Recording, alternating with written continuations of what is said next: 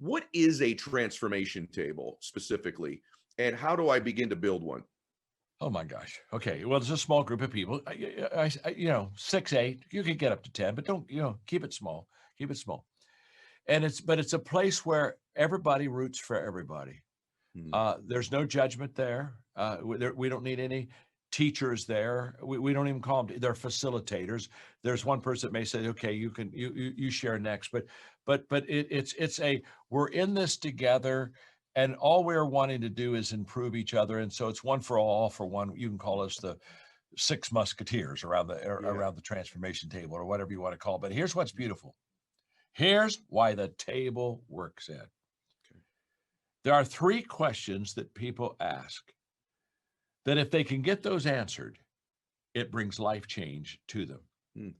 And they always ask it about somebody that's leading them. Okay. And these are the 3. When I spoke at the United Nations a few years ago, when I did the opening session at the United Nations to all the ambassadors of the world, I spent 2 hours on these 3 questions. But these are the 3. Every follower asks a leader basically these 3 questions. Now, they don't ask them personally, but intuitively, they're following for a reason. And the reason is they're looking at that person, whoever it is that's leading, and they're asking the questions.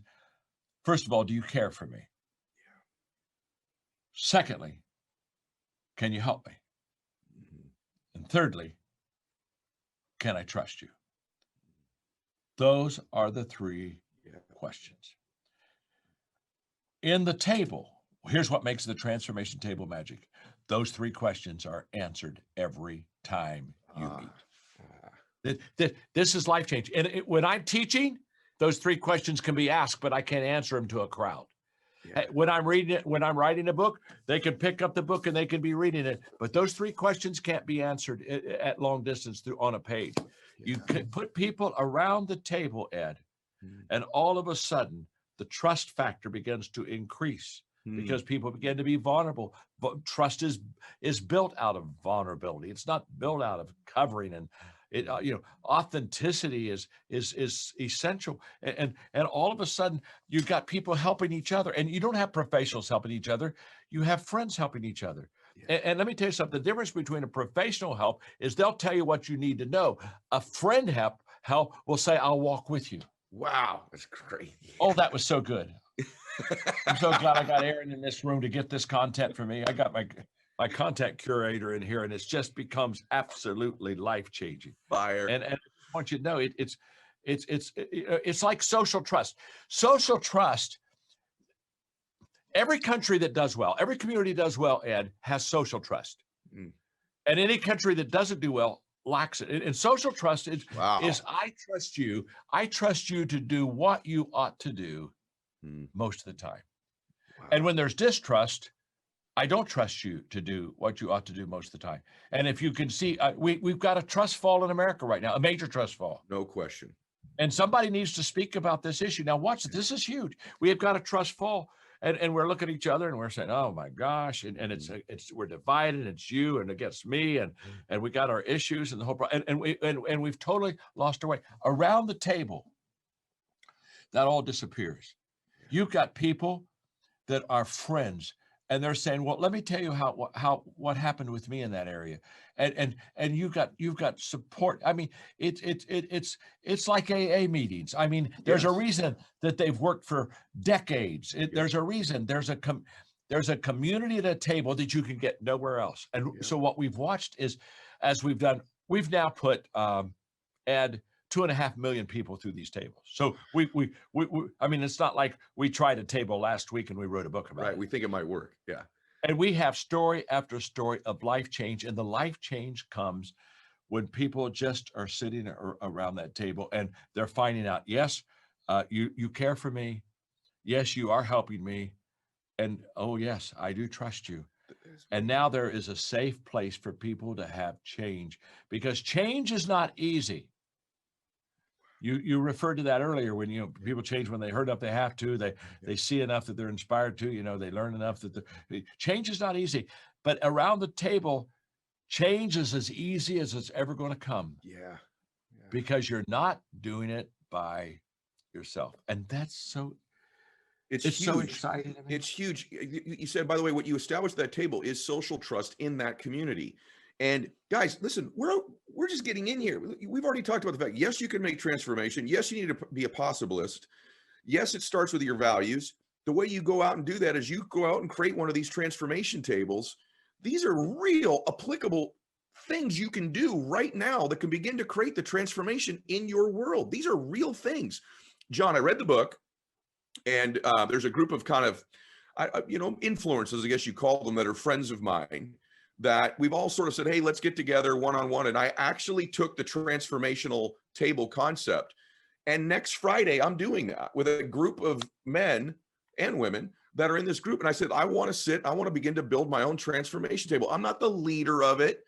I want it to be a community. And I said to them, actually, ironically, that I wanted to build social trust. And I've learned the 3 keys of leadership from John Maxwell. When you guys hear me talk about those 3 keys, now you know where I got them. So, I'm coachable to John on these things because I know, and by the way, when I think of John, I think of values. When I think of someone who sustained a career this long, that so many of us that are in this space look to as somebody that we admire, that's had sustaining impact and value like John has, it's because of these reasons. These are the reasons why I love John. So he's being humble, but he's lived many of these things for years and years and years, which is why he's who he is. So I interrupted you on the 8 streams of influence because the transformation table is so dadgum good. But I know that's one of the things after values that's necessary for transformation. So let's at least give them the gift of that wisdom as well. Yeah, I will. And by the way, because you keep saying things that trigger me. It's your fault that we don't get to the 8 streams because it's your fault, Ed. Because let me just say something. I have fulfillment in accomplishing things that I can do, but I have much greater fulfillment, multiplied fulfillment in helping other people accomplish things that they've never done before. And that's why Change Your World is so exciting to me, because I've got this down. I've done transformation tables. I'll keep doing transformation tables. Margaret and I took a cruise about 18 months ago, a Disney cruise, a great Disney cruise with our grandchildren. And every day we went through another value. We finished the Disney cruise. We go to 4 different countries. We got Mickey, we got Goofy, we got them all running around. We've got them in the parade. We've got them doing everything. I sit down, I say, okay, because I always do this at the end of a trip. I always ask my kids, my grandkids, what did you love? What did you learn? Wow, so good. Always, because experience isn't the best teacher. It's evaluated experience. Okay, all 5 of my grandchildren, what did you love? Goofy, Mickey Mouse, parade. Papa, we love sitting around the table with you and Mimi and learning values and discussing them. I mean, these little kids would get around. I'm talking about all my kids are teenagers.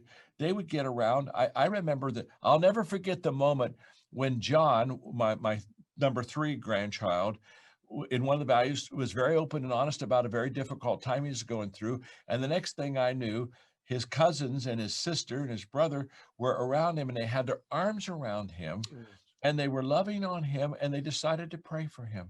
Beautiful. Life-changing. Life-changing. Life-changing. It can only happen at the table. Okay, now. Wow. It never, I can't. 8 streams of influence. I knew we would do this again. I knew it. Well, it's magic. It's your fault, Ed. Hey, I've had to help interviewers finish their program. Right. Okay. Yeah, I know. And I'm with you. I just sit there and I say, jump in, and the flow, Ed's flow will take you wherever you want to go. And you do it so well.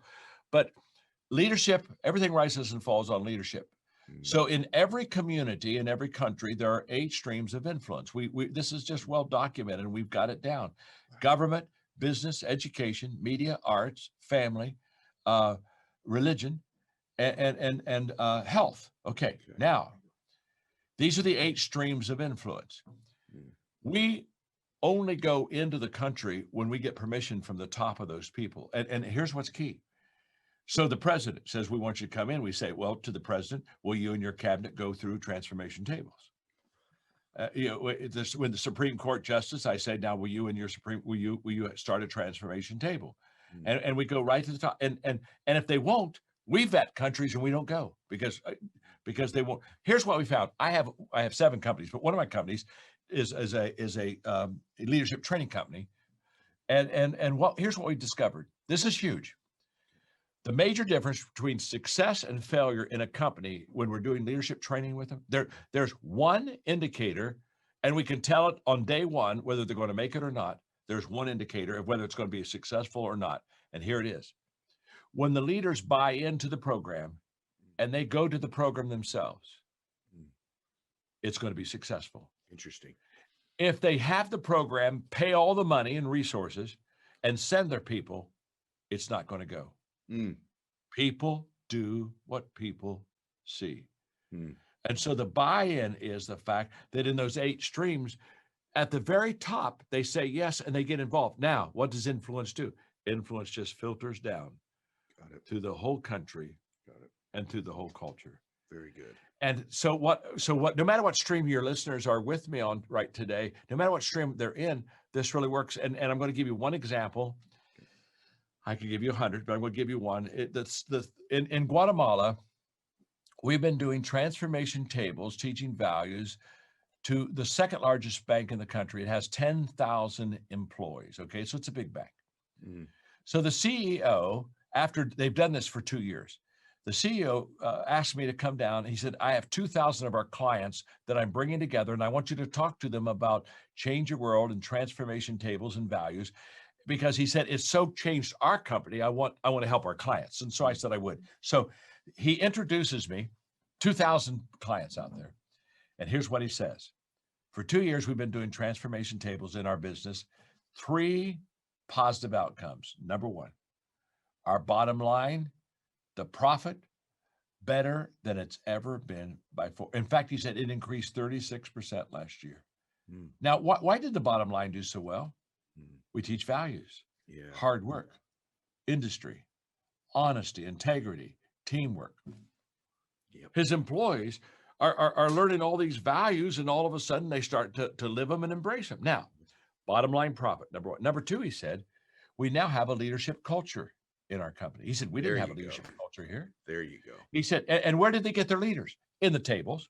Because, Ed, if you and I are at a table, 1 week you'll facilitate that table, and you'll take whatever value that comes up. Next week, the person beside you facilitates it, and we pass the leadership baton around. And how do you develop leaders? By practicing leaders. How do you know you have leaders? By watching them practice. Very good. And he said, all of a sudden, leaders are popping up. He said, we have more leaders now than we have positions for them. Now, that's a pleasant thing to have. Number 3, and this is the one that really got me. So good. He said, the families of our employees have beautifully changed. What are they doing? They're taking those values they've learned at work. And by the way, every week, 45 minutes, the banks all shut down. We do the tables on bank time. Hey, they go home to their families, say, here's what we're discussing this week. It bleeds right into the families, and all of a sudden the family gets better. So good. That's why I love what this work. This is, okay, I wrote a book, but I'm wanting to create a movement. Yeah. And that's what I'm passionate about. And movements don't start with a mass. They start with them few. Mass movements never start with a mass. When Gandhi left prison and started going to by the time he got to the sea, he had 1 million, but he only had 6 with him in the beginning. So hey, he just had 1 transformation table in the beginning. Yeah. And by the time he got there, he had 1 million. And we think we have the possibility through this book to start a positive movement of values, learning, living, and embracing, and that's going to be fun. Let's talk about transformation. Let's talk about changing our world. I was 17 years of age when I really established my relationship with God. I was going to school a couple days later on a Friday morning, and I read a passage in Corinthians that said, if we are in Christ, we become a new creation. Old things pass away, behold, all things become new. And it was at that moment, as a teenager, a young Christian, I realized that my life had been transformed. And I went to school that day as a transformation carrier. I was carrying the message of the good news of what God had done in my life. And I can tell you that throughout my years, this desire to see people know God have their life incredibly positively changed has just increased. And the process was very simple. In the beginning, I just wanted to make a difference. If you'd come up to me as a young person, I'd say, I just want to make a difference. I didn't know how I was going to make a difference. I didn't know when I was going to make a difference. I didn't even sometimes know why I wanted to make a difference, but I just knew I wanted to make my life count. And over the years, I have found that desire to make my life count, add value to people, see lives be changed, absolutely increase. And that's what the teaching's about today. The teaching about today is transforming in our own life and transformation in the life of others. Let me just ask you this question. How many of you, as you look now, 2021 in front of us, how many of you would like to improve your life this year? Let's just do a little poll here. Okay, looks pretty good to me. Let me ask you another question. How many of you would like to see the person that you're sitting beside have their life greatly improved this year? I mean, now let me just say something. You were more eager on question 2. The excitement level on question 2 was a little bit higher pitched than on level 1. Well, we're going to talk about how we do it. And we have choices. When we don't like what's happening, we have one of two choices. We can either curse the darkness or we can turn on the light. And what we need to understand is that cursing the darkness improves no one's life. But if we turn on the light, all of a sudden we have a way that we can bring incredible, beautiful life change to other people. And I want to encourage us in this teaching today to turn on the light. And as I talk about changing your world, I'm not the first one to talk about it. Jesus, in Matthew chapter 5, basically taught a change your world message. Let's look at the scripture, okay? Let's dive into it. It's on the screen. Jesus starts off in his teaching by saying, let me tell you why you're here. Let's stop right there. A lot of people come to me and they say, John, I would really like to know what God's purpose is for me in my life. I would really like to know what God's will for me in my life. And I say, well, you know, it's quite simple. Jesus kind of set that straight at the beginning of his ministry. Let me tell you why you're here. Let me tell you why you are on earth. And now he begins to explain. You're here to be salt seasoning that brings out the God flavors of this earth. If you lose your saltiness, how will people taste godliness? You've lost your usefulness and will end up in the garbage. Now, he emphasizes again. Here we go. Here's another way to put it. In other words, if you don't understand salt, let me share it with you another thing. You're here to be light, bringing out the God colors in the world. God is not a secret to be kept. We're going public with this, as public as a city on a hill. If I make you light bearers, you don't think I'm going to hide you under a bucket, do you? I'm putting you on a light stand. And now that I put you there, on the hilltop, on a light stand, shine. Keep open house, be generous with your lives. Oh, this is a huge verse. By opening up to others, you'll prompt people to open up with God, this generous Father in heaven. Jesus basically said that we change our world by being salt, which makes things better, and light, which makes things brighter. In other words, we are to be catalytic in helping people find God. Now, when we begin to understand our responsibility to be catalysts for change, the first thing that we understand is the fact that there are a lot of people who don't want to change. Would you agree with that? How many of you know people who they're just kind of stuck in the mud? I mean, and I'm going to ask the question.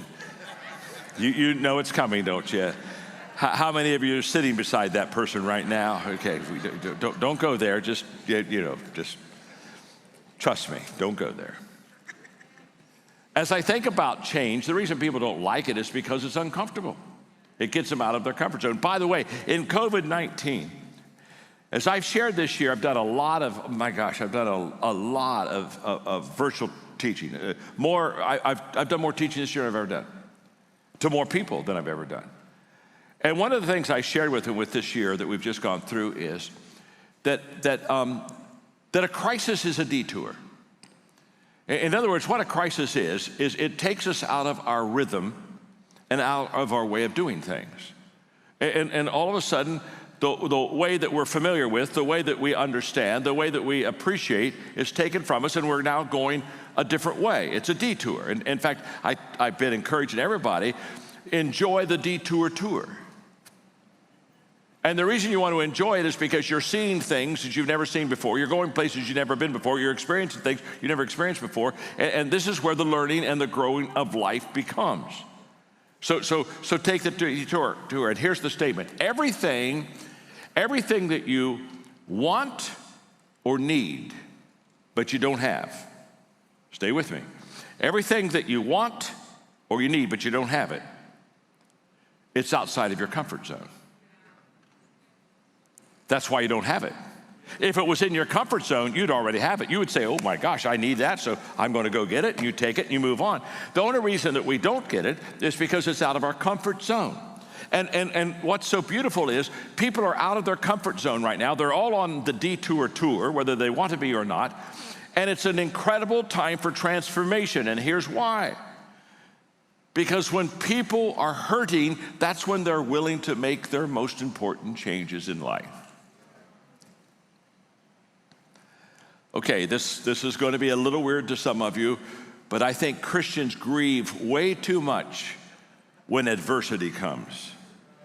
I don't really understand it, but I watch us and we put our hopes in the wrong people and the wrong things, and I can promise you right now that adversity is a friend to Christianity. Church history tells us this.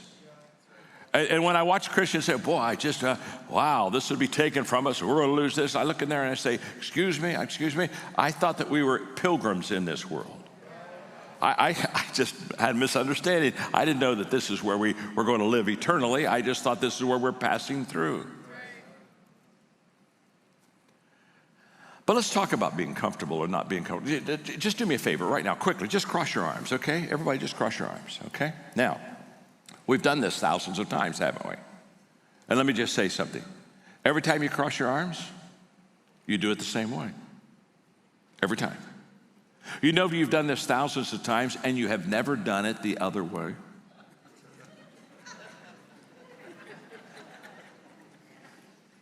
Okay, let's do it the other way.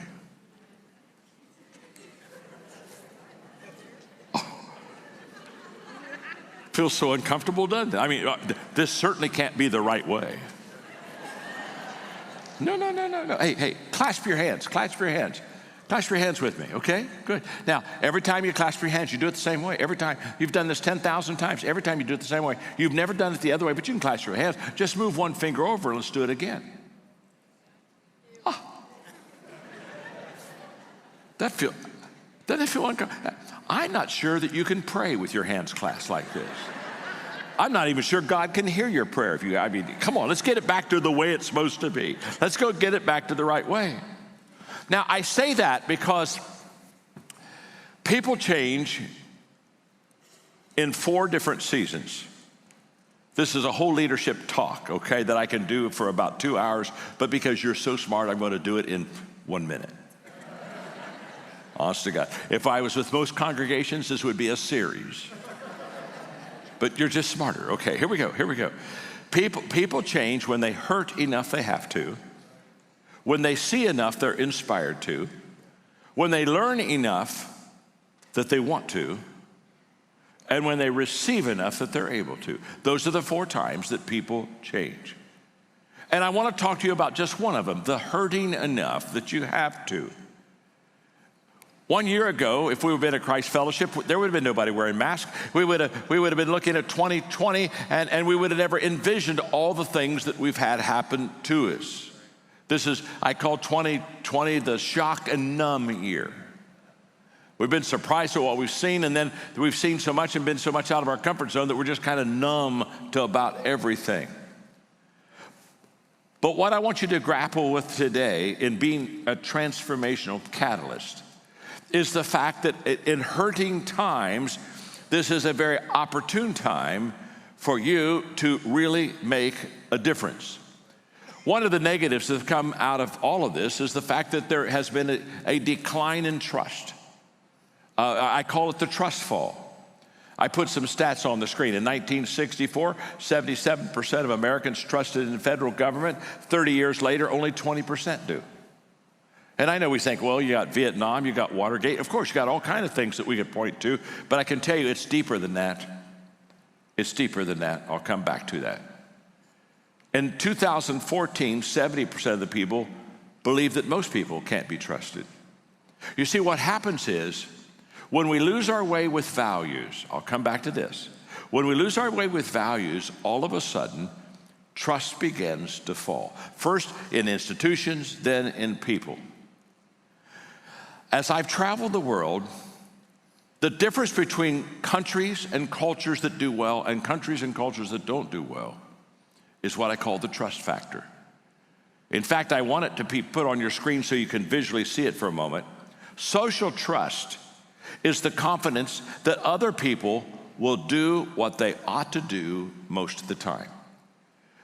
Trust becomes a very vibrant factor that people thrive in when people do what they ought to do. And the word ought catches my attention because where did they get their ought? Where did they get their ought? That they do what they ought to do.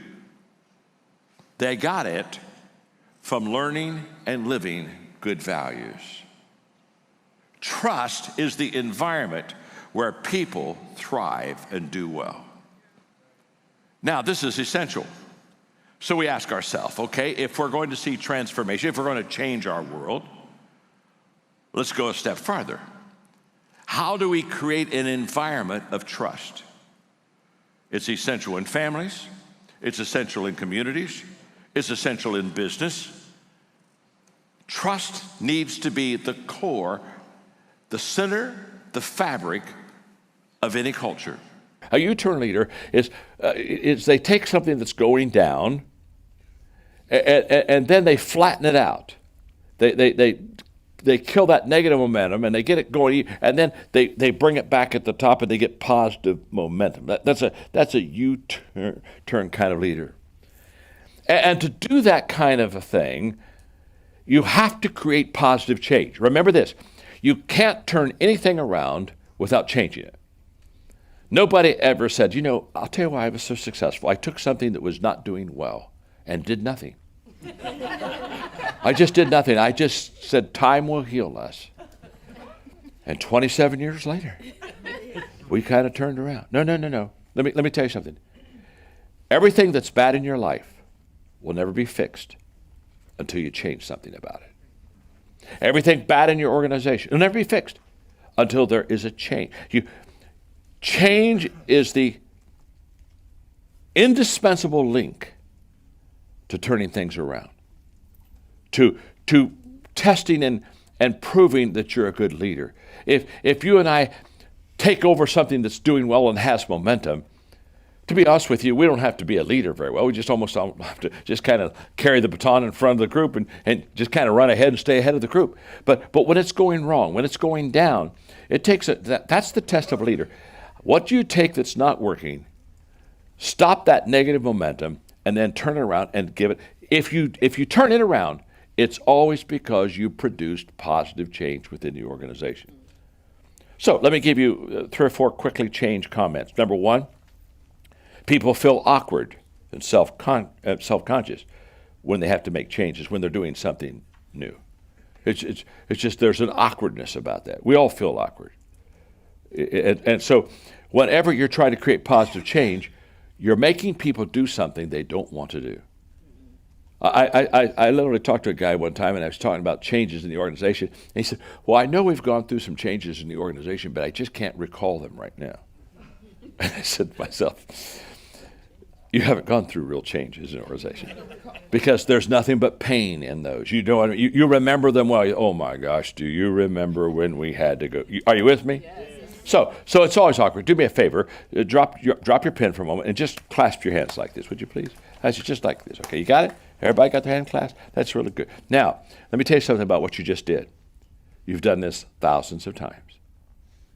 Let me tell you what you've never done. Move your fingers over one and clasp them. Feel how awkward that is? You know why it's awkward? You've never clasped your hands like that until right now. You're comfortable doing things the same way. Fold your arms for me. Just fold your arms. That's beautiful. You've done it thousands of times. Now change the way you fold your arms.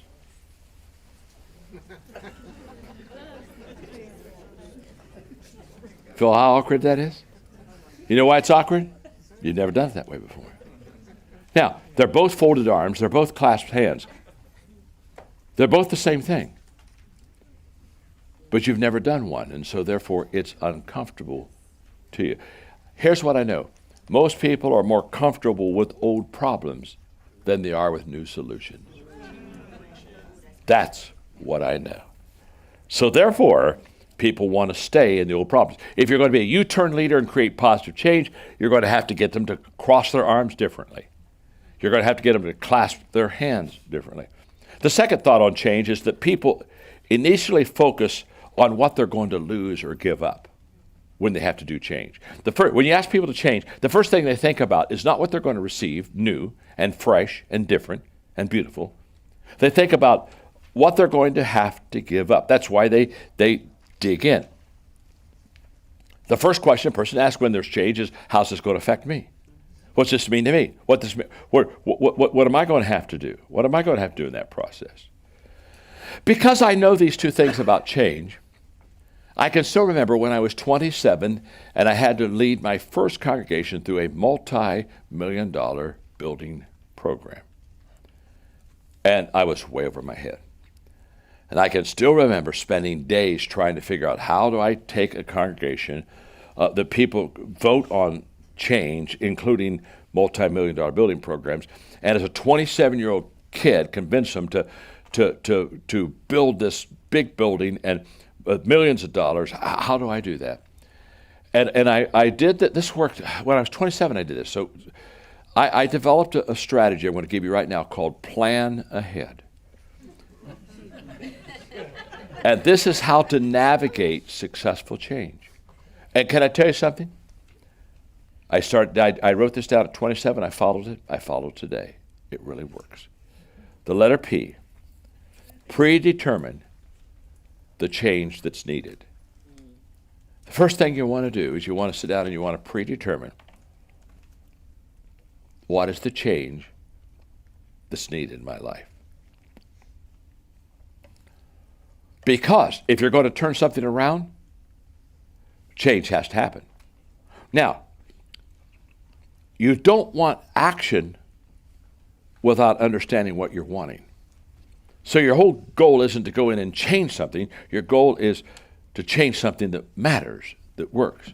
So only you as a leader can predetermine what that change needs to look like. And the way you do it is basically say, this is what is. I mean, hey, Lou Holt said, I have a losing team. I want to have a winning team. What's it mean to take a losing team and make them a winning team? I asked him that process. And Lou told me, he said, John, I asked the players that were on the team that were coming back, why do you think you lost so many games last year? He said, what I did is I did two things. I listened to everybody that was in that losing environment. I asked a lot of questions until I figured out what the issues were. And then he said that great statement, how does a leader that doesn't ask questions ever figure out what to do? I love that. If you're not asking questions of your people, you don't have a clue where they are. You don't have a clue what they think. And he said, I just asked questions. Arthur Blank, when he bought the Atlanta Falcons, told me the very same thing. He said, John, I just went out on the street and I just asked the fans, tell me, why don't you go to the Falcons games? And they said, because they stink. They're not any good. Prices are too high. Food costs too much. He said, I just got all those lists. And he said, here's what these leaders know. The answers to the questions you ask will be the strategy that you implement to make the change. The strategy is within the people, but nobody's extracted it out of them. So you got to predetermine the change that is needed. And I think you do that by finding out where the people are, asking the question. After a while, you got it. The picture begins to be clear. The letter A, lay out your steps. Now, I've got to lay out my steps to bring people through successful change. If I walk close to the people through this change, I'll be their leader. If I walk far ahead of the people in this change, I'll become a martyr. You don't want to be a martyr. The good news is if you die a martyr's death, you're always special in the hearts of people. Bad news is you're dead. That's just not a good thing. You with me? So you got to do what I call the leadership dance. This is the leadership dance. You can call me the Arthur Murray of leadership. Okay? Here's the leadership dance. This is the way this works. You got to walk ahead of them so they can see where they got to go. But you got to be close to them. Don't be walking far ahead of them. You with me? Yes. Close enough so they can see. You got to walk beside them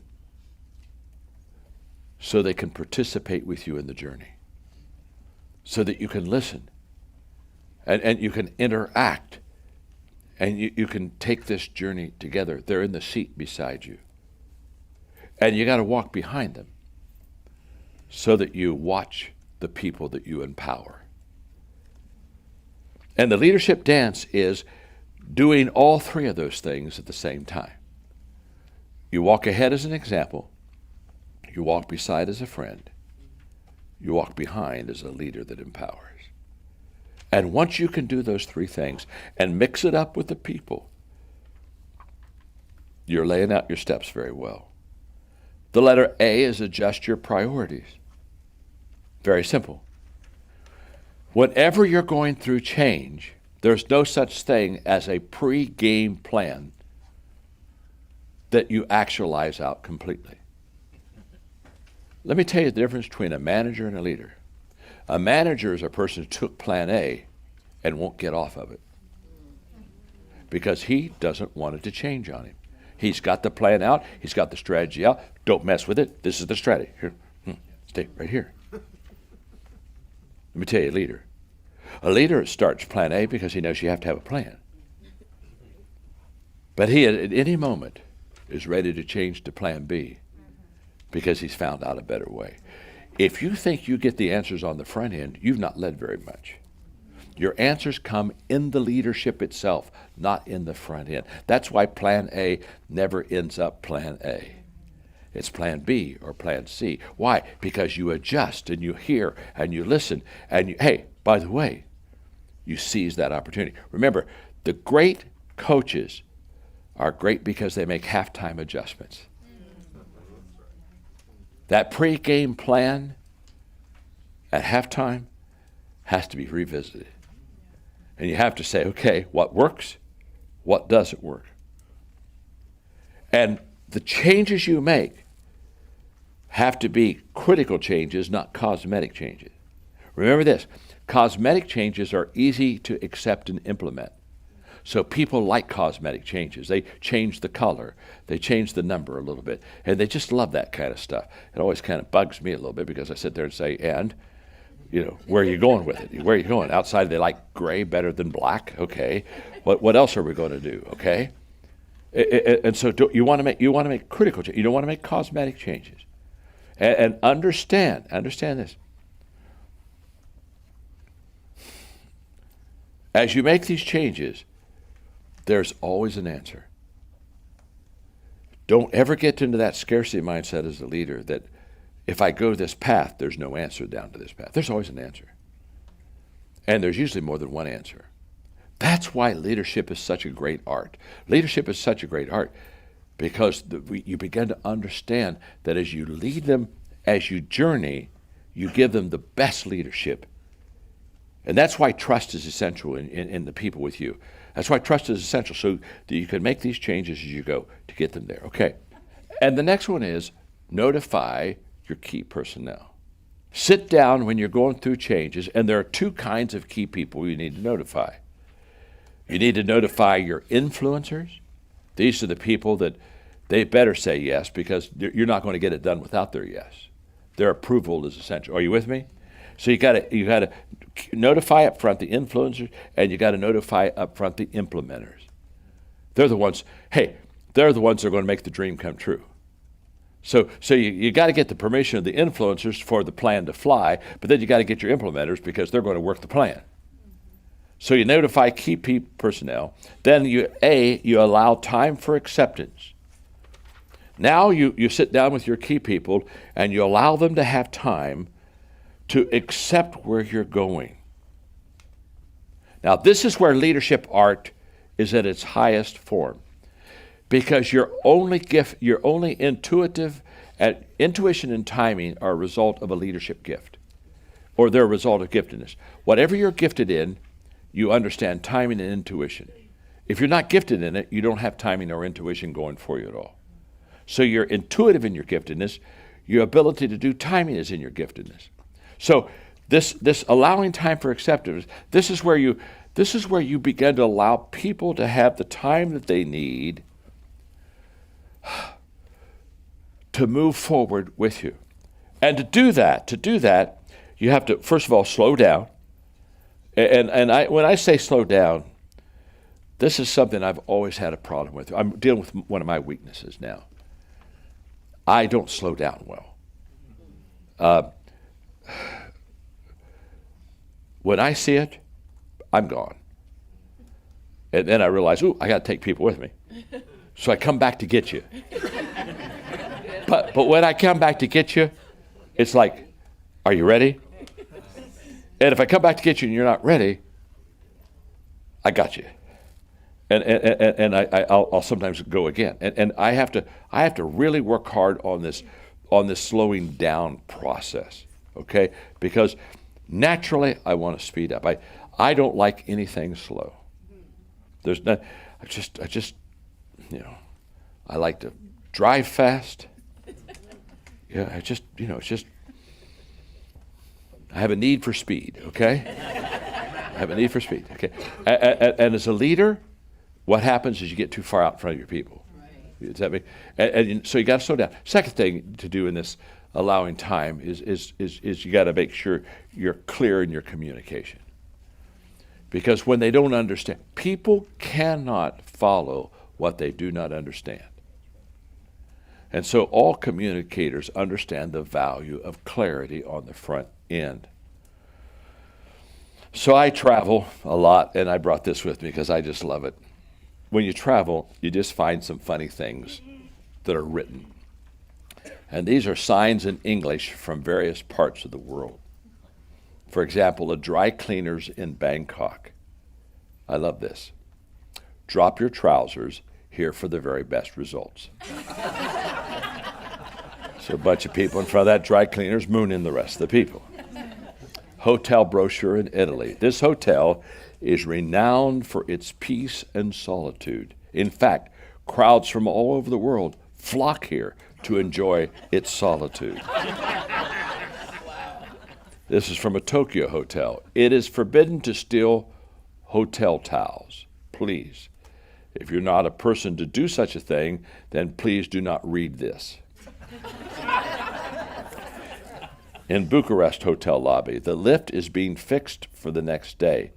During that time, we regret that you will be unbearable. Hotel in Athens, visitors are expected to complain at the office between the hours of 9 and 11 o'clock daily. Is it complaining time yet? Is it? In a Rome laundry, ladies, leave your clothes here and spend the afternoon having a good time. Outside a Hong Kong tailor shop, ladies may have a fit upstairs. In a Rhodes tailor shop, order your summer suits. Because it's a big rush, we will execute customers in strict rotation. Bang! Next. In Copenhagen, an airline ticket office, we take your bags and send them in all directions. It's our gift. We'll just send them anywhere they are possibly. Make your communication clear. Head into action. The H is head into action. Get going. Just start going. You never know the level of commitment from your people until you ask for action. You just never know how committed they are. The letter E, expect problems. Expect them. Why? Because motion causes friction. You start moving. And it's a tremendous leadership mistake to think that you have such a plan that is problem-free. Okay? And that everybody will buy in. So what leaders need to do, this is so beautiful. It's so negative, but it's so good. When I say expect problems this whole process, here's what you got to do as a leader. You got to think the worst first. You got to think the worst before anyone else. You got to speak the worst first. And you got to answer the worst first. You got to do all three of those things. In other words, you got to think what problems are going to be there. And then when you figure out what problems are going to be there, you say, now as we do this, there are a whole bunch of problems we're going to encounter. When you speak it up to the people, they'll say, oh my gosh, he's already figured out that we got, and let me tell you, when those problems occur, let me tell you what we're going to do.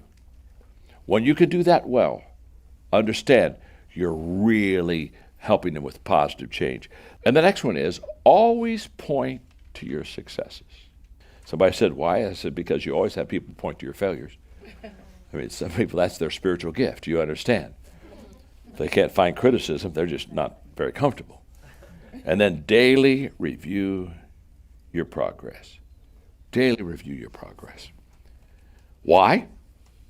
Because things get off on a daily basis. Things get off course on a daily basis. Problems occur on a daily basis.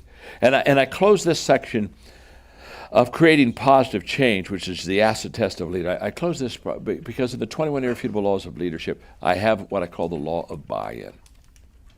And the law of buy-in, I think, answers this whole process of creating positive change within an organization. The law of buy-in just simply says people buy into the leader before they buy into the vision. And so what I want you to understand is when people say, can I create positive change within the organization? Can I do a U-turn? Can I turn this around? The question is very simple. How much of the people bought into you? If they bought into you, you can turn it around. Just think as I close of the story I gave you of Lou Holtz that turned 6 university programs around, losing programs within 2 years, had them in college bowls. Think of what happened about the 5th college he went to with a reputation of a turnaround U-turn leader. Can you imagine just the excitement and the momentum of Lou Holtz coming to our college? You know, we just stink. And he's going to come here and he's going to turn us into winners. Okay. Now let me tell you something. It's a phenomenal thing when you have your reputation that you're a problem solver, and it's a phenomenal thing when you have a reputation that you turn things going the wrong way around and you make them positive. Once you get that, this is a leadership edge that you have. It's a leadership edge. It gives you a sense of momentum. It gives you a sense of moral authority that allows you to come back into a situation and where, now here's what I learned a long time ago. When people believe the best in you as a leader, they give their best to you as a leader. So you want to become good at this session, because this is the area that once you can do it and you can do it well, you kind of get a reputation as a turnaround artist, a U-turn leader that creates positive change, and then all kind of very good and exciting things happen. So I wish that for you. I wish that for me. I wish that for all of us. Hi, my name is John Maxwell, and I am so honored to be with you today and to talk to you about how you can change your world. I have a book that is just coming out that is all about how to make a positive difference in the lives of others. And it's kind of like a roadmap, a blueprint for you and I as teachers, how we can really add value to our students and make a positive difference in their life. I have often said that education is where transformation begins. I've often said that teachers are probably the prime catalyst and candidates, along with parents, of bringing positive change in the lives of people. I grew up in an educator's home. My father was a college president for many years. And I teach that leadership is influence. That's exactly what it is.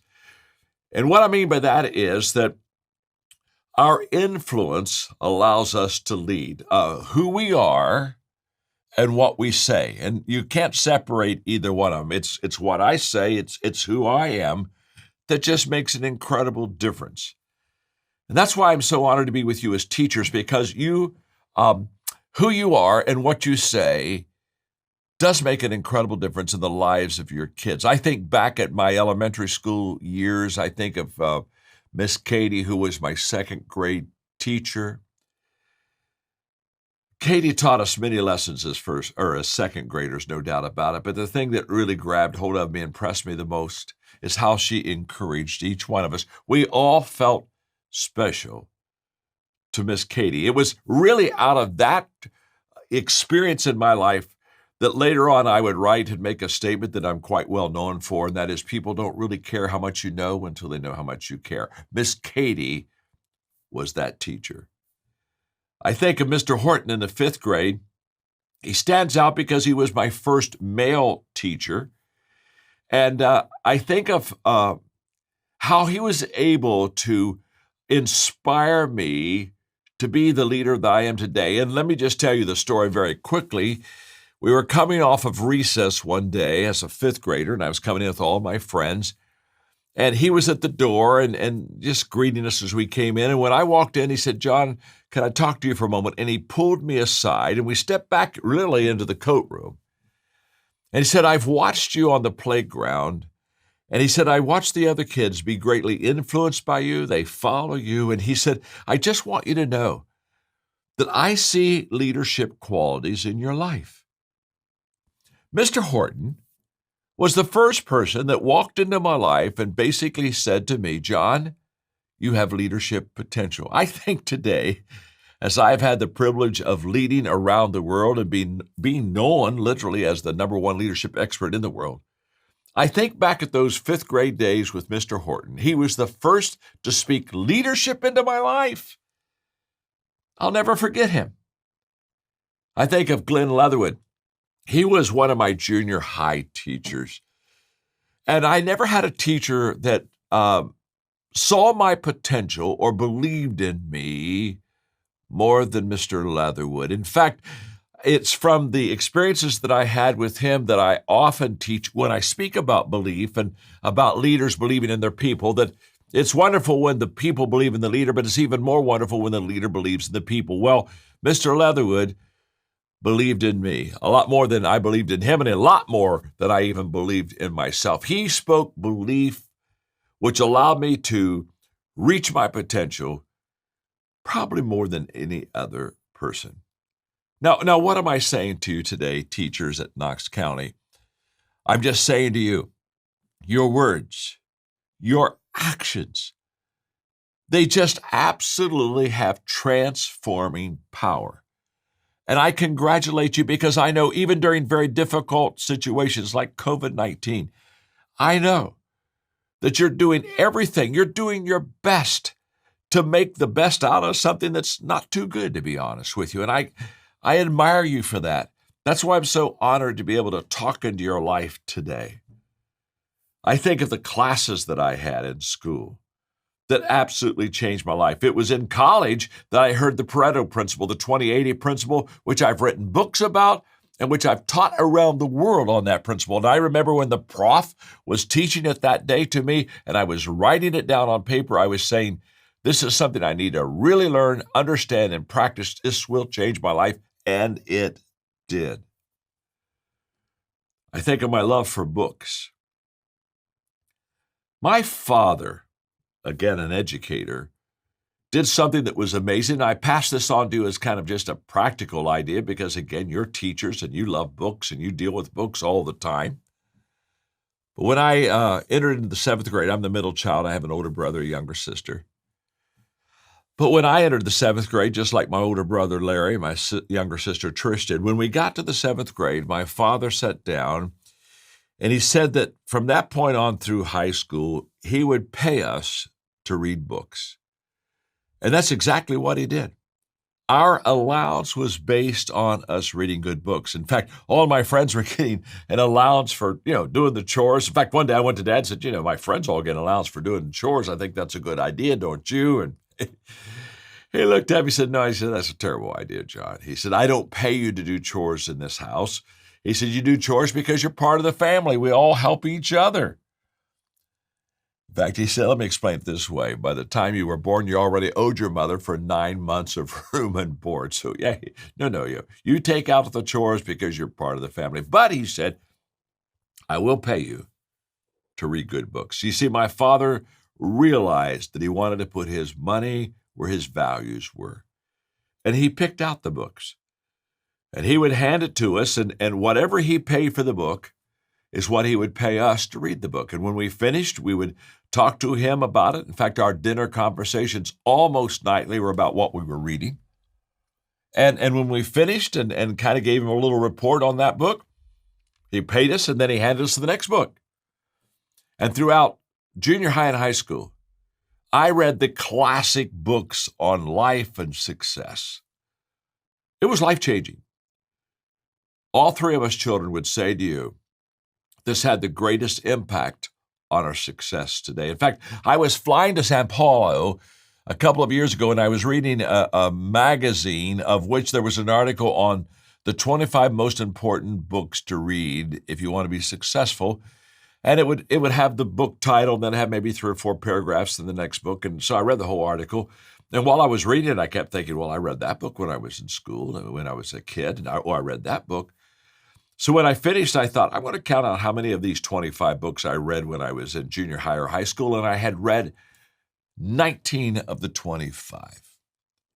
You talk about being set up for success in life. And by the way, the 6 that I hadn't read, I went back and looked at them. I hadn't read them because none of them had been written yet. In fact, my book, Developing the Leader Within You 2.0, was one of those 6 books. Little did I know that one of mine would make that 25 success book list. What am I saying? Again, the books they're reading, the environment they're in the classroom, that you as teachers and you visually every day being before them and modeling what you say and what you do, all of this just makes you a transformational leader. It makes you a candidate, a catalyst to change your world. I can still remember a lunch that I had with my mentor, Les Parrott. I was about 25 years of age, and Les had written 5 books. I had no desire to write any books. I loved to read books, but becoming an author wasn't on my list at all. And I remember during lunch that day, I looked at Les Parrott and I asked him the question. I said, Les, why do you write books? And I'll never forget his answer, because his answer changed my life. He leaned into me and said, John, I write books because I want to influence people that I will never know. And the moment he said that, I thought, I love leadership, but I love influence. And I want to do the very same thing. And I leaned into him and I said, then I'm going to become an author. I'm going to write books. And that's exactly how it all started. Now, 85 books later, okay, books in over 60 languages, 35 million copies. I can tell you that what Les Parrott told me that day, that the books that I would write would change and influence lives of people I would never see, have truly come true in my life. So when I think of education, when I think of teachers, when I think of classrooms, when I think of books, what I know and realize more than anything else is what a catalyst you are to be a transformational leader. In fact, I've given the last 6 years of my life to doing transformation in different countries of the world. In fact, we are invited by the presidents of those countries, and we go in and we teach values, not only to adults in small groups that we call transformation tables, we also teach values to kids in transformation small group tables in the classroom. And I can tell you without any doubt, my greatest passion of transformation is in children's lives. We have now over 1.5 million children in the classroom in public schools throughout several countries, listening, learning, sitting around tables and discussing our transformation values. I'm just going to give you just a quick glimpse, and because I got other things I want to talk to you about, but we have 3 years of curriculum, and the first year of curriculum is what we call I Choose, and we basically tell them that you get to choose the values that you have in your life. And we talk about choices like personal growth and attitude. And well, on the one on attitude, by the way, we always give them a visual example of each one of the values. And our visual example of attitude is a paintbrush. And we basically tell the kids, you got to paint your picture. You got to put on that paper the picture that you want to have, the attitude that you really want to display. We talk about commitment, relationships, character, forgiveness, self-worth. Wow. We teach kids that whatever number they put upon themselves as far as self-worth from a 1 to a 10 is how much they'll invest in themselves. And so therefore, if I have a good self-worth and I have maybe an 8 out of 10, I'll give myself an 8 as far as effort, commitment, time, opportunity. If I see myself as a very low and my self-worth is a 2, I'll only put forth a 2 effort. And you can see where we're going with self-worth. And we talk about responsibility. We use the mirror as our example there. Look in the mirror. You're the one that's responsible. We talk about courage, initiative, priorities. We teach them the illustration of the rocks and how many rocks can you put in a jar. And well, if you put the big rocks, the most important things in first, then you can put the little pebbles around and you can put more rocks in the jar. And you get the picture. We talk about teachability. We give them the visual of clay, self-discipline, resilience, influence. I love the one on influence. It's a candle. And basically we tell kids that when they influence others in a positive way, when they turn the light on, help people, when they reach out and share the light in their candle doesn't go out. They just start another light. In fact, the light gets bigger because they shared. You can see I'm passionate about who you are. And I'm passionate about what you can do to really make a difference in the lives of your students. In fact, I was reading a stat the other day I want to share with you, and it was basically how we learn. And it said if we just have knowledge without any other asset or resource to learning, we only are going to have maybe a 5% chance of success in our life. But if you put knowledge and demonstration, now you put an example with that knowledge, that success rate goes up to 20%. And then if you include knowledge, demonstration, and practice, it goes up to 50%. But then this article said, but if you put a fourth ingredient, knowledge, demonstration, practice, and sharing, you can hit about that 90% success rate level. And when I saw that, I got so excited because I love the idea of not only you're teaching and they're getting knowledge, but you're demonstrating, they're getting the visual example of you, but then to give them the ability to practice this and share it just takes it through the roof. And I say that because we have learned in working with kids and helping kids learn good values that we have to do all 4 things. We've got to do the knowledge, we got to do the demonstration, we got to do the practice, and we've got to do the sharing. And the little tables, the transformation tables, allow them to share. I'll come back to that. So let me talk to you as transformational teachers just for a moment. I've observed that transformational teachers do 5 things exceptionally well. So let me give them to you because I know that's your heart to make a difference. And I'm sure that you already excel in these areas, but perhaps you can reach a new level, a higher level. That's what we're hoping for, aren't we? So let me share with you about transformational teachers. Number 1 is I think transformational teachers see things that others do not see. When I teach leadership, I talk about the fact that the main characteristics of leaders, and by the way, I travel a lot internationally. In fact, our organization, Equip, we have trained more leaders around the world than any other organization. We've trained 5 million leaders in every country of the world. So we've really had a lot of practice in developing, training people. And what we have learned and what we realize and what I know is the one characteristic about leaders, the one that you can say regardless of country or culture is this.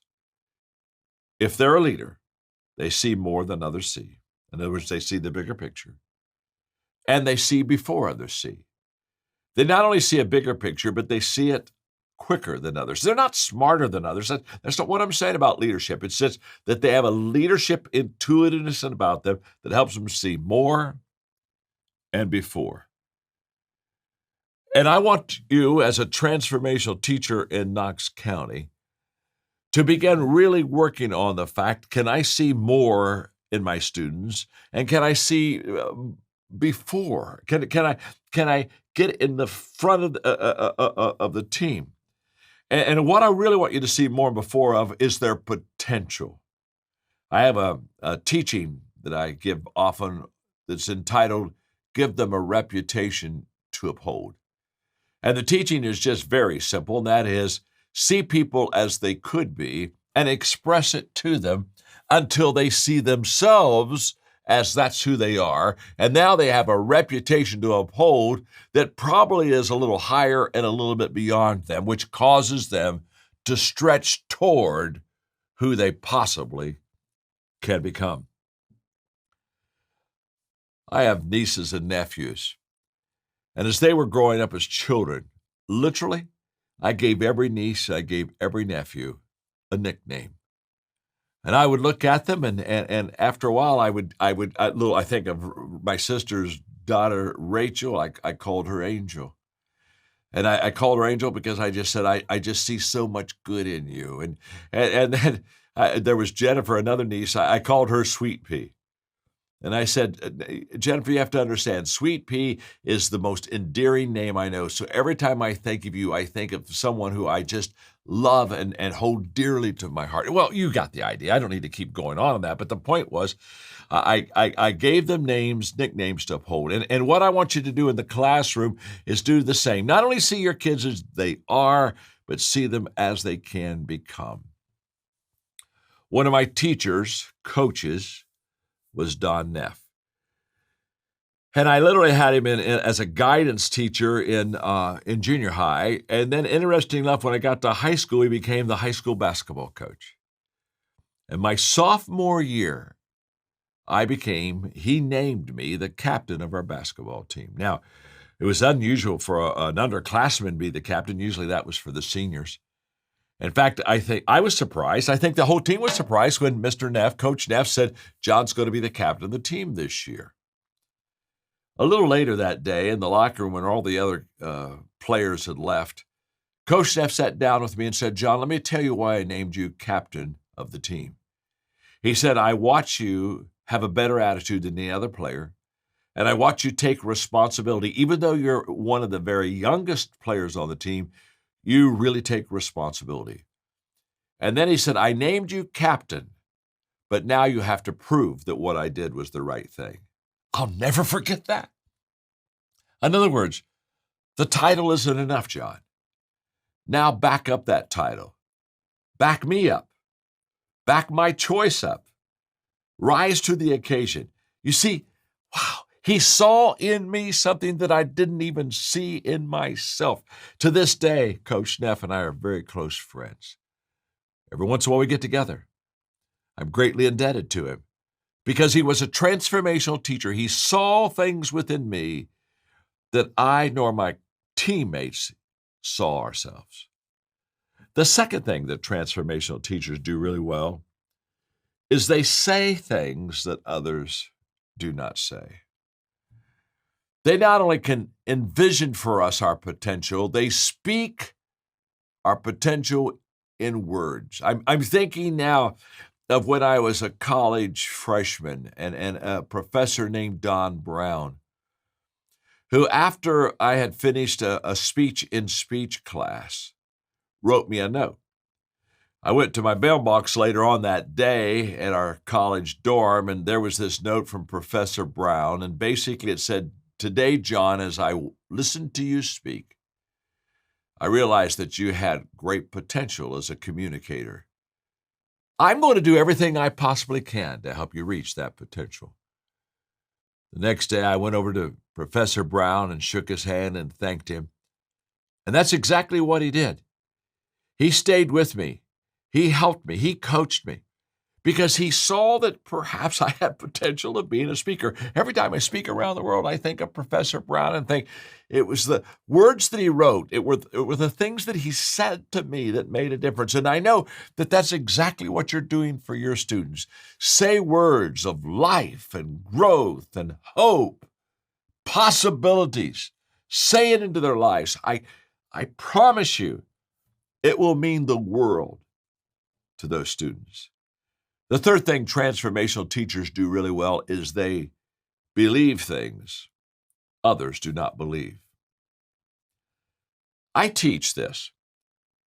If you believe that you can make a difference, there is always an answer. Now, I think the opposite is also true. I think that if I don't believe that I can make a difference, I think that I'll find no answer at all. And that's a very discouraging time, not only for the teacher, it's a very discouraging time for the student. So when I see the student, I look at them and see their potential. When I see the possibilities, I always believe there's an answer. I was asked in an interview recently about my creativity and my ability to write and speak on possibility. I'm a possibilitist, but that's another story in itself. And I shared with them in that process that I live on the other side of yes. I always believe there's an answer. In fact, to be honest with you, I really believe that there's more than one answer. So that when I find the answer, I'm not satisfied with that. It's kind of like, okay, that takes care of me for the moment, but I'll bet there's even a better answer. That type of belief, that type of mindset allows me to live on the other side of yes and constantly speak and believe possibilities and answers into the lives of others. Okay, my fourth grade teacher was Miss Tacey. So interesting because it was her first year out of college. And I'm sure that as a teacher, as a rookie teacher, she had a lot to learn herself. But Miss Tacey constantly encouraged us as students.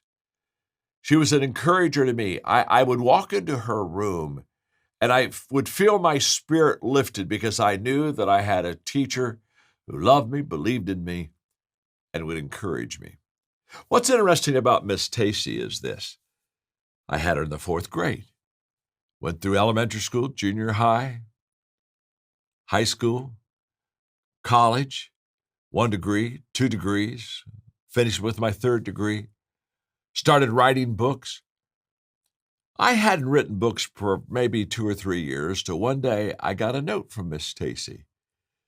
Basically, the note said, "John, do you remember me? I was your 4th grade teacher.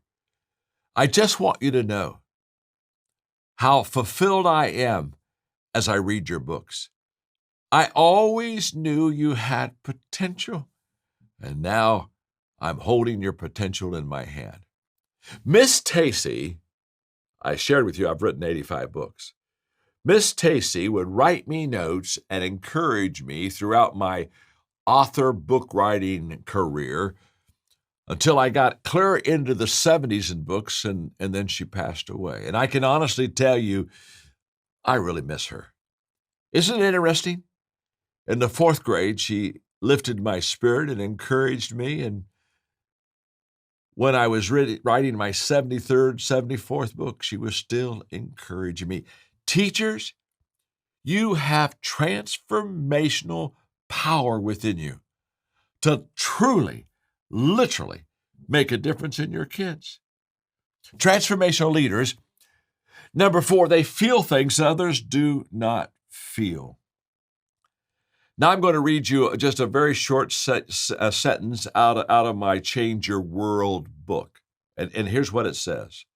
Hope has 2 beautiful daughters. Their names are anger and courage.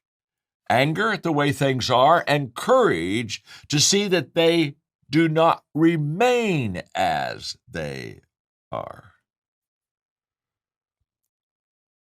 I'm sure you're angry.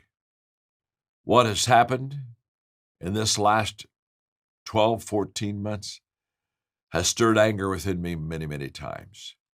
But I learned that anger never sustains, and you can't build a movement out of anger. That emotional, sooner or later, will begin to subside. But you can be transformational if you take courage. The positive substitute for what I do not like is for me to take a stand on what I love and what I believe. And the stand that we have taken in Change Your World is the fact that there is a values deficit. There's a values deficit in our culture, in our country. We've kind of lost our way, to be honest with you. And what we have learned with literally several countries now, millions of people in transformation tables, what we have learned is this: when people learn and live good values, they become more valuable. And when they join together, they increase value to others. That's what we know. That's what we have learned. I have a coaching company called the John Maxwell Team. It's the largest coaching company in the world. We have 39,000 coaches in 170 countries. And when we gather the new coaches together twice a year to give them credentials and certify them and train them, we have a session that I call John Maxwell Team DNA. And I talk to them about the fact that a John Maxwell Team coach, here's who we are. We are people of value who value people and add value to them. I want you to know that even though you may not be a John Maxwell Team certified coach, as a teacher in Knox County, you're a person of value that values people and that you add value to them. And that's what I want you to do. In the Change Your World book, I want to help you to just learn how to even be more valuable to your kids. One of the things we teach is intentional living on values, that every day we value people, think of ways to add value to people, look for ways to add value to people, do things that add value to people, and then encourage others to add value to people. Why? Because values on the inside make us very strong. When you are bigger on the inside, the potential of you becoming bigger on the outside increases. When you're better on the inside, the potential of you becoming better on the outside increases. Let me just put it this way. An empty bag doesn't sit up straight. It falls. A little wind and it really kind of moves along. A big wind and it's completely gone. An empty bag doesn't sit up straight. Values are all about the heart. They're all about the inside. They're all about core, strengthening our values core so we can add value to other people. This is absolutely huge. When I think of social media, and especially young people just thriving and going to social media, there's a lot of positives, there's quite a bit of negatives with it. But here's what I know. A lot of them are on social media because they want validation from the outside. They want validation from other kids. And do you like me? And they're watching and observing how popular they are. Here's what we've discovered. When you have good, strong, solid values on the inside, you need less validation on the outside. And so Change Your World is all about values. It's all about helping people be stronger on the inside so that outside has greater potential. The secret of change is to focus all of your energy not on fighting the old, but on building the new. It's what John says. He says change is inevitable, but growth is optional. And Becky, a year ago, you and I, we sat down with each other and we said, you know what? The old is pretty good. Yesterday was really good. But boy, there is a brightness that's pulling us into the future. And have we not experienced some change over the last year? We definitely have. And it's been quite a ride, and it's still quite a ride. I think it's amazing how we all get excited about change, talking about it, but then when it comes time to implement it, we find there's a few problems that we don't get excited about. And when you think of tackling these things, especially with change, why do you think we, as a leadership organization or any organization, why do you think it's so hard for us to actually move forward with that? I mean, I think myself in particular, it's easy to want to put off the hard things and want to Yeah. tackle the easy things first. Well, and it's this thing that John talks about. Number one, change what needs to be changed, not what's easy.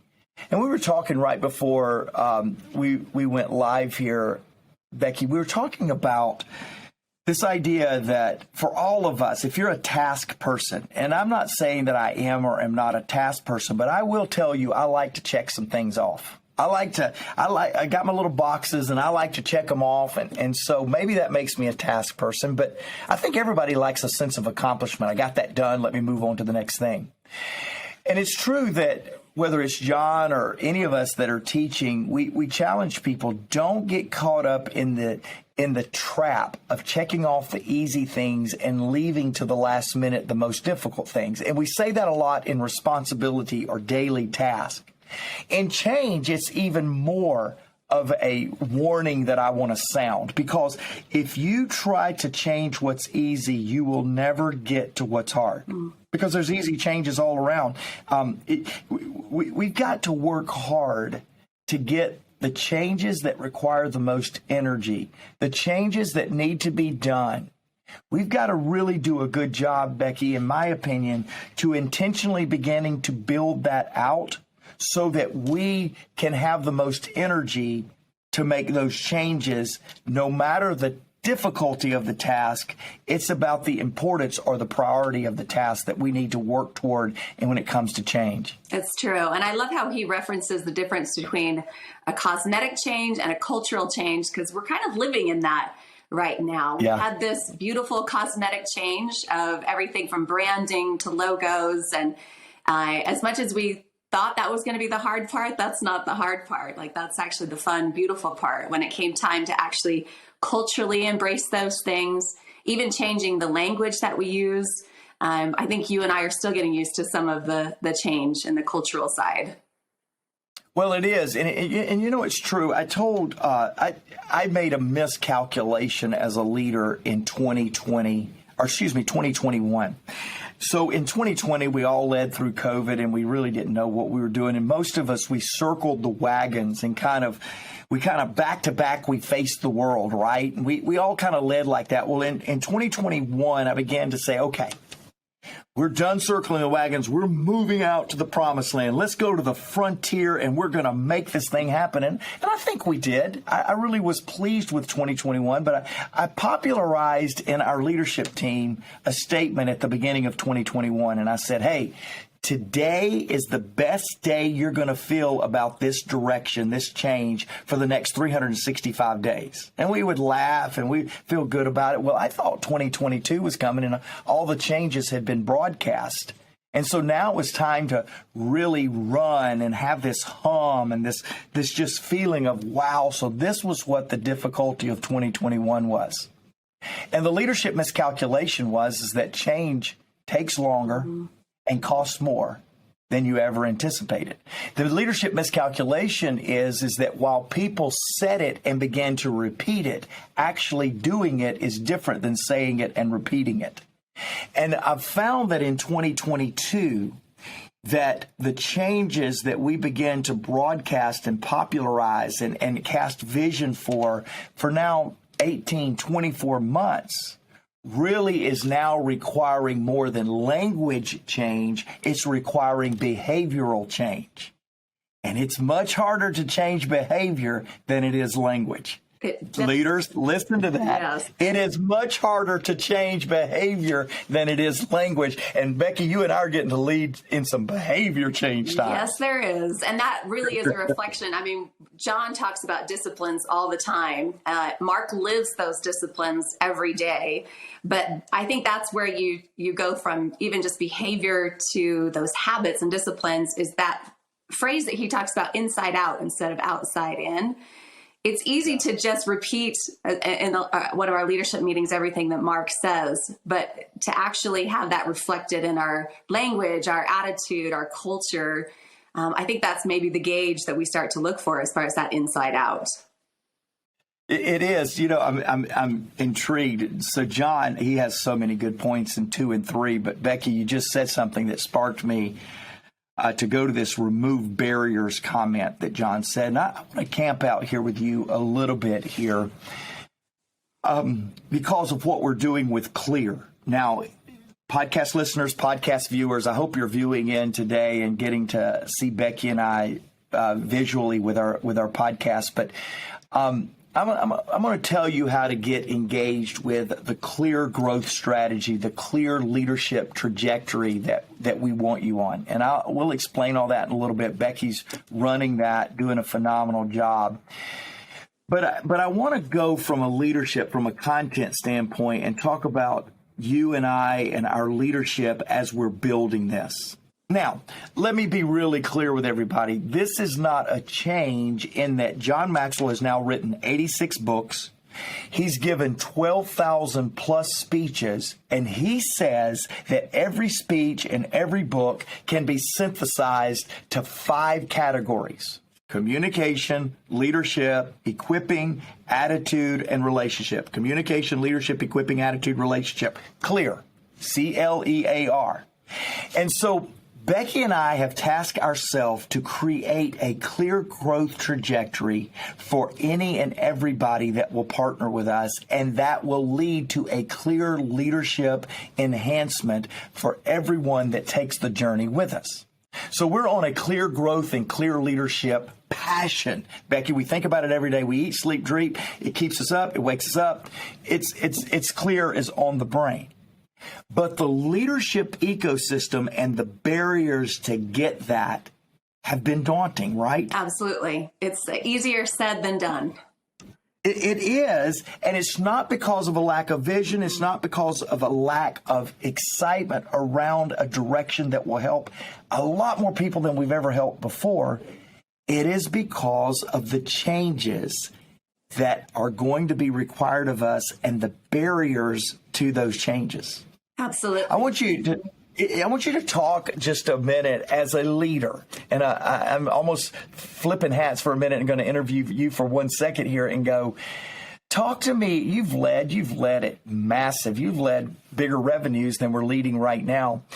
Talk to us a little bit about that leader that comes in and can see all those barriers and the level of challenge that presents to someone that's tasked with bringing about the change. Yeah, there's definitely an aspect in leadership of being capable of painting a vision. And that vision has to be wide enough that everyone that you're talking to can attach themselves to it. And as we've all experienced, it's not something you can paint just once. It's a conversation that goes on and on and on. And there's always clarifying moments to bring people back around to make sure we're all on the right track. You know, I remember a very clear conversation you and I had about Clear. It's hard to get away from that, by the way. Clear, That's right. Clear. But in that conversation, we talked about how we knew there were going to be growing pains. And again, it's easy to say that up front, and it's a little different when you start to experience them and then start removing barriers the way that Mark has with our Clear program. But there was a very real conversation where I had said, you realize some people are not going to see the vision that we see, or it's not where they want to go. And I remember when you said, you know what, Becky, in leadership, I'm going to open the doors to the train. I'm going to invite everyone in. I'm going to tell them this euphoric place that we're going and how they can be a part of it. But whether they get on board or not is completely up to them. And I think we've seen a little bit of that.